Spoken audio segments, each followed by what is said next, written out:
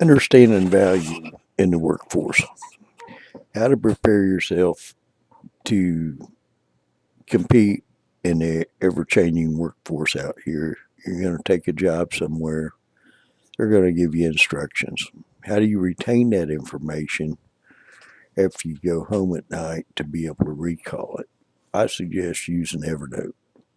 By using Evernote, you can save pictures in there, retain information, be able to search it in Evernote to recall it when you need to recall it.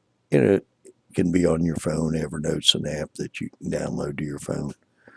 So by doing that, you're able to look like a superstar at work because they only have to tell you once because you uh, saved your notes in Evernote, labeled it what it was for. So when you have that problem at work, you can recall it and understand what to do about it. If it's as small as how many minutes you got to cook a hamburger at McDonald's, which timers do you push? How do you do that? Save it in Evernote. If you haven't worked that fry station for a while, you'll have all the notes on the fry station in there. Whatever your job is, I don't care if it's all the way from taking inventory, what percentages your employer wants you to hit in food cost, or whatever it is. Save your notes in Evernote. You can recall it, label that note so you can recall it. This is why we work. We work for our kids or grandkids, whatever. And in order to survive in the workforce, you have to be more valuable to your employer so they can't do without you. So if you're a superstar, we all got 168 hours in a week. We might only work 40.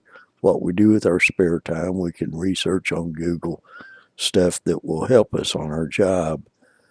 If we're doing maintenance and repairs, we can search YouTube's whatever how to do stuff that we don't already know. Education's power. Most of it's free.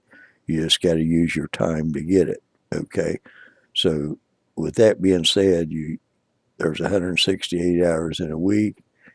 You sleep 50.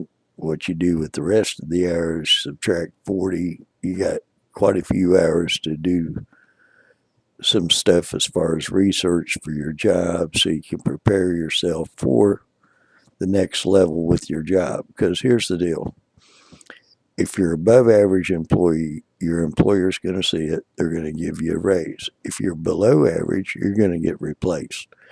That's the market that we're in. Um, by using Evernote, keeping notes on everything that you're getting trained on, you can be more valuable to your employer. You can solve more problems. By solving problems, that's how you get pay raises.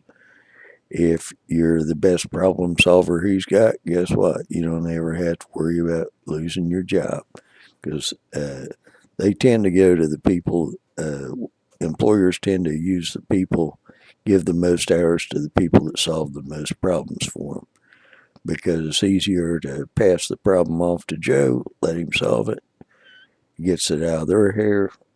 But you have to really, when an employer asks you to work over, that's your time to show that you really have a good attitude and you're willing to work over. Can I make a phone call? I just need to let someone know that I'm working over if you had something planned. But understand this, you're in the business to please your employer, to get you a paycheck, to support you and your family. So look at it in your attitude, how you're displaying it in the workforce, and understand the more valuable you can be to your employer, the easier it is to keep your job. This is my short YouTube on using Evernote to be valuable in the workforce. By capturing your notes, you're able to be of more value because you can total recall it. Thanks a lot. Have a great day.